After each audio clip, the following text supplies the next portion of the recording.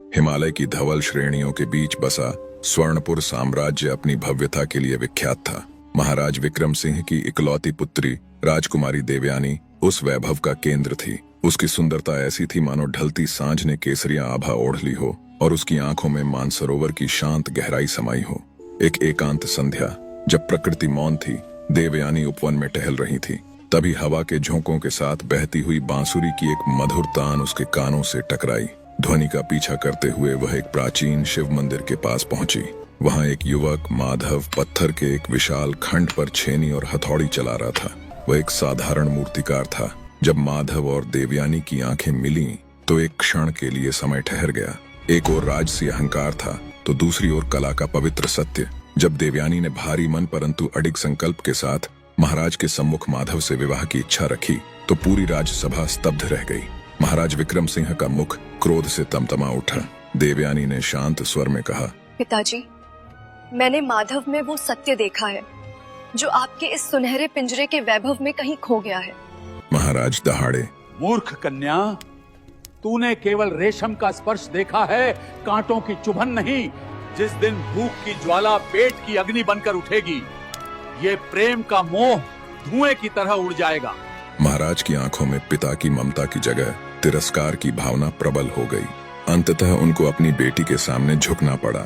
देवयानी का विवाह एक निर्धन मूर्तिकार से कर दिया गया। विवाह के बाद राजकुमारी के नूपुरों की छन छन अब कच्ची मिट्टी की फर्श पर सुनाई देने लगी। देवयानी के लिए वह साधारण झोपड़ी रहने लगी थी, परंतु नियति को कुछ और ही मंजूर था। कुछ महीनों बाद महल से एक संदेश आया, पुत्री, तुम्हारी माता मृत्युशैया पर हैं। अपने अंतिम समय में वे तुम्हें देखना चाहती हैं। कुछ दिनों के लिए महल पधारो। भारी मन से एक अनहोनी की आशंका लिए देवयानी ने माधव की विदाई ली। महल पहुंचते ही उसे फिर से उन्हीं वैभवशाली सुख सुविधाओं के बीच रखा गया। वही मखमली बिछौने, वही केसरिया पकवान, पर देवयानी का मन तो उस मिट्टी की सुगंध वाली झोपड़ी में अटका था। माता के स्वास्थ्य में सुधार होते ही देवयानी व्याकुल होकर पुनः अपनी कुटिया की ओर दौड़ी। जैसे ही उसने झोपड़ी की देहली पर कदम रखा, भीतर माधव अपने साधारण बिछौने पर लेटा था। उसने पास जाकर माधव के हाथ को स्पर्श किया जो पत्थर की तरह ठंडे पड़ चुके थे। देवयानी का गला सूख गया। वह पागलों की तरह अपनी सासू माँ के पास दौड़ी। माँ, स्वामी उठ क्यों नहीं रहे? उन्हें क्या हुआ है? सासू माँ का संयम टूट गया। वे फूट फूट कर रोने लगी। बेटी, मेरा कुल दीपक बुझ गया, तेरा सुहाग उजड़ गया, काल ने मेरे लाल को ग्रास बना लिया। यह सुनकर देवयानी को लगा जैसे उसके कानों में हजारों बिजलियां एक साथ कड़की हों। उसके हृदय की धड़कन एक पल के लिए रुक गई, लेकिन उसने आंसू नहीं बहाए। उसकी आंखों में एक प्रलयकारी ज्वाला दहक उठी। उसने माधव के भारी और निर्जीव शरीर को अपने सुकोमल कंधों पर उठाया। वह राजकुमारी जिसने कभी अपना श्रृंगार दान भी स्वयं नहीं उठाया था, आज अपने समस्त संसार का भार उठाए खड़ी थी। कांटे उसके पैरों को छलनी कर रहे थे, पर देवयानी चलती रही। वह एक विशाल पीपल के वृक्ष के नीचे बैठकर विलाप करने लगी। उसके रोने की आवाज इतनी तेज थी कि वन के पक्षी और पशु भी दुखी हो गए। उसी समय भगवान शिव और माता पार्वती वन विहार के लिए वहां से गुजर रहे थे। माता पार्वती ने जब उस स्त्री के रोने की करुण पुकार सुनी तो उन्होंने महादेव से कहा, देखिए, इस निर्जन वन में कोई स्त्री विलाप कर रही है, उसके दुख से पक्षी भी उड़ रहे हैं। चलिए देखते हैं वह कौन है। महादेव ने कहा, देवी, ये मृत्युलोक है। यहाँ सुख और दुख का चक्र चलता रहता है। हम किस किस के आंसू पोंछने जाएंगे? लेकिन माता पार्वती की ममता जाग उठी थी। उन्होंने हठ किया कि वे उस स्त्री की सहायता अवश्य करेंगे।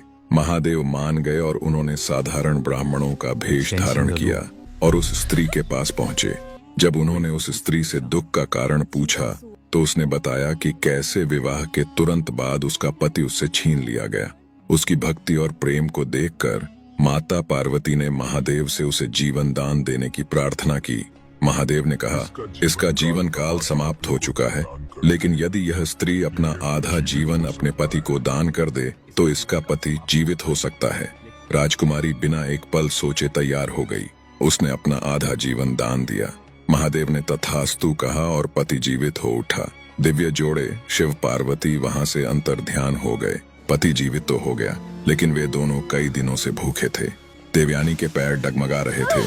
पेट में भूख की ज्वाला किसी तीक्ष्ण दंश की तरह चुभ रही थी। माधव ने देवयानी को एक पुराने बरगद की छाया में बिठाया। उसने देवयानी से कहा, देवयानी, तुम इसी वृक्ष की शीतल गोद में विश्राम करो। सामने पहाड़ी के पीछे एक छोटा सा गांव है, मैं वहां जाकर भिक्षा मांग लाता हूँ। बस कुछ क्षण प्रतीक्षा करो। माधव के ओझल होते ही दूर से घोड़ों के टापों की धम धम सुनाई दी, जो किसी अशुभ गर्जना जैसी लग रही थी। और शीघ्र ही वहां एक पड़ोसी राज्य के राजकुमार विचित्र सिंह का लाव लश्कर आ पहुंचा। राजकुमार के चेहरे पर राजसी मद और आंखों में वासना का क्रूर खेल था। जैसे ही उसकी दृष्टि बरगद के नीचे बैठी देवयानी पर पड़ी, वह ठिठक गया। फटी साढ़ी और धूल भरे चेहरे के बाद भी देवयानी ऐसी लग रही थी जैसे राख में दबा हुआ कोई दहकता हीरा। राजकुमार की आंखों में उतरती लालसा जो देवयानी को एक वस्तु की भांति नाप रही थी। राजकुमार अपने ऊंचे अरबी घोड़े से उतरा। राजकुमार ने व्यंग्य से कहा, सुंदरी, इस दरिद्रता में तुम्हारा यह रूप गल रहा है। छोड़ो इस फकीरी को, मेरे साथ चलो, मैं तुम्हें अपनी पटरानी बनाऊंगा। तब देवयानी ने कहा। देवयानी उठी, राजकुमार, मैं एक साधारण युवक की अर्धांगिनी हूँ, जिसका हृदय आपके साम्राज्य से कहीं अधिक विशाल है। मर्यादा की सीमा लांघने का प्रयास न करें। राजकुमार विचित्र सिंह का अहंकार चोट खा गया। उसने क्रोध में अपने सैनिकों को इशारा किया। देवयानी ने विरोध किया, चिल्लाया, माधव, माधव, पर उसकी आवाज घने पेड़ों में टकरा कर रह गई।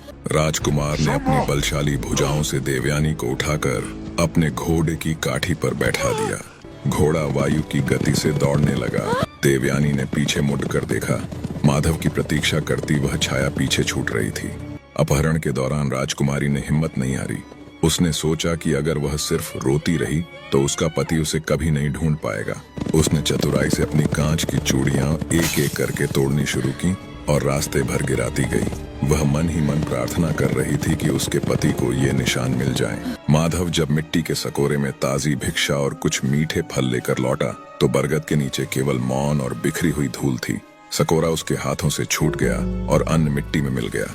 उसने पागलों की तरह पुकारा, देवयानी, मेरी सांसें कहाँ हो तुम? तभी धरती पर पड़े एक नीले कांच के टुकड़े को छुआ। माधव की दृष्टि उस पर पड़ी। ये तो देवयानी की चूड़ी है। माधव उन चमकते टुकड़ों के सहारे वन के दुर्गम रास्तों पर दौड़ने लगा। चलते चलते वह उस राज्य की सीमा पर बने एक अस्थायी शिविर के पास पहुंचा।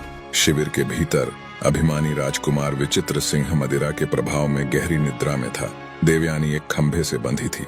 माधव ने धीरे से देवयानी के बंधनों को खोला। माधव ने कहा, देवी, उठो, काल की छाया से निकलने का समय आ गया है। देवयानी ने कहा, स्वामी, मुझे विश्वास था कि मेरा कांच का मार्ग आपको मुझ तक ले आएगा। जैसे ही वे शिविर से बाहर निकले, राजकुमार की सेना जाग गई। पकड़ो, उन्हें जाने न दो। सैकड़ों सैनिक चारों ओर फैल गए। देवयानी और माधव सीधे भागते हुए चले जाते हैं। ऐसा लग रहा था मानो स्वयं शिव और पार्वती उन्हें अपने आंचल में छिपा लिया हो।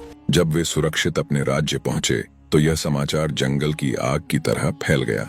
महाराज विक्रम सिंह ने जब सुना कि उनकी सुकुमारी पुत्री ने न केवल दरिद्रता को अपनाया बल्कि मृत्यु को मात दी, तो उनका पाषाण हृदय पिघल गया। राजमहल के द्वार पर महाराज स्वयं खड़े थे। उनकी आंखों में अब अहंकार नहीं बल्कि गर्व के अश्रु थे। महाराज ने माधव को गले लगाया और अपने स्वर्ण मुकुट को उसके चरणों में रखने का उपक्रम किया। उन्होंने घोषित किया, आज से माधव केवल मेरा दामाद नहीं, इस स्वर्णपुर का भविष्य और मेरा उत्तराधिकारी है। देवयानी और माधव का प्रेम अब एक लोक कथा बन चुका था।